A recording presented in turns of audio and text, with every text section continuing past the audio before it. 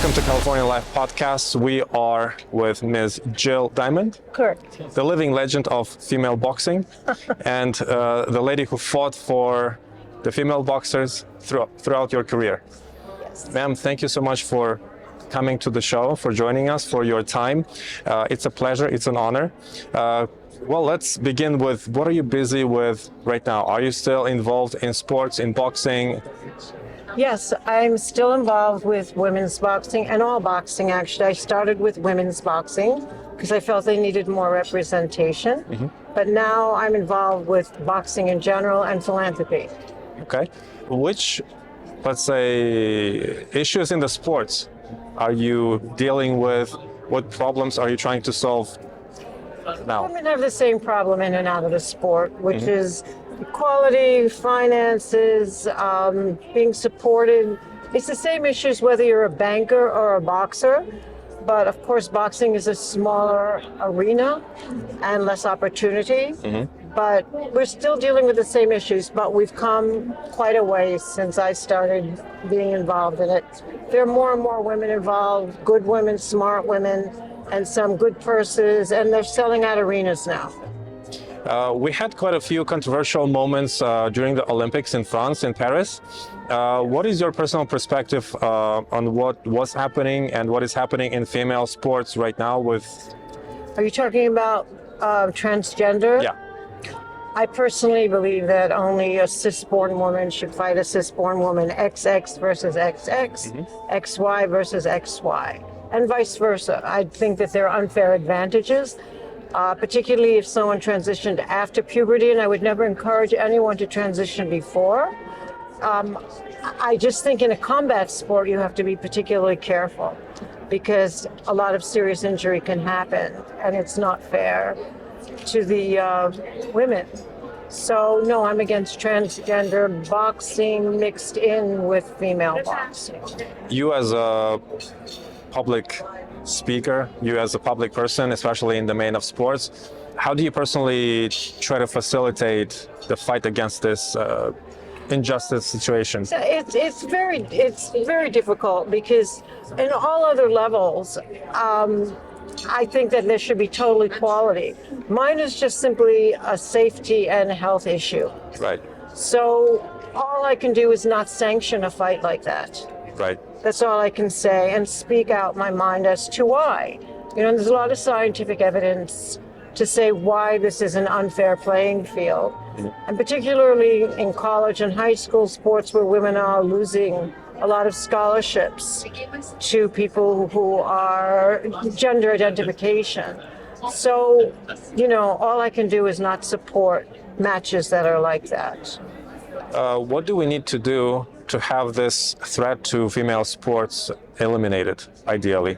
Well, you know, again, as someone with the World Boxing Council, we just don't sanction those fights. And people have to speak out for what they believe in. You know, so again, it's nothing to do with gender identification. It's scientific, and I believe in equal rights for everyone and everything, except when it comes to competition in sports. Absolutely. We are expecting the Olympics in Los Angeles in a few years. Will you be involved and will you be standing to protect female sports against this injustice? How is it going to be happening? I'm not personally involved in the IOC or what's happening. They know that the group that seems to be taking over world boxing is very aware of our viewpoint. We have our own amateur sports that we support, and in our thing called the Green Belt Challenge, we don't allow that. We don't allow transgender versus cis-born, male or female. So there's nothing, you know, we just try to influence by trying to put out scientific information, but we can't tell people what to do. Neither do we want to shine a negative light on people who are transgender because they have absolutely the right to do everything they want to do. I mean, we're all equal. It's just, as I said, when it comes particularly to combat sports, I think that there's a safety issue. Absolutely. Well, getting a punch from a gentleman or a lady definitely feels sometimes differently. Sometimes it doesn't. If it's Ronda Rousey punching me, I probably will go to sleep. I don't want her punching me either. Yeah. You mentioned about your own league, the Green. Green Belt. Could you please share with us a little bit about what is it? What is the goal of this project? Well, we started an amateur league called the Green Belt, and we do it all over. We're in 176 countries. We don't, it just was given another way for kids to have an outlet and a competition. It is not competitive obviously, with the Olympics or anything like that, but doing this gives them just one more way to express themselves. We have very strict rules.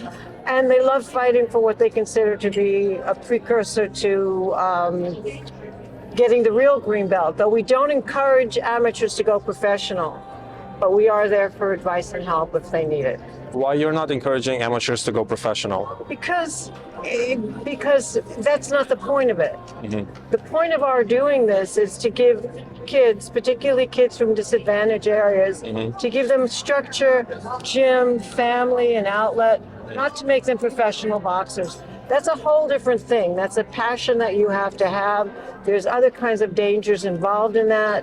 So if they decide to go professional, great, we're there, but it's not the point of doing amateur. Right.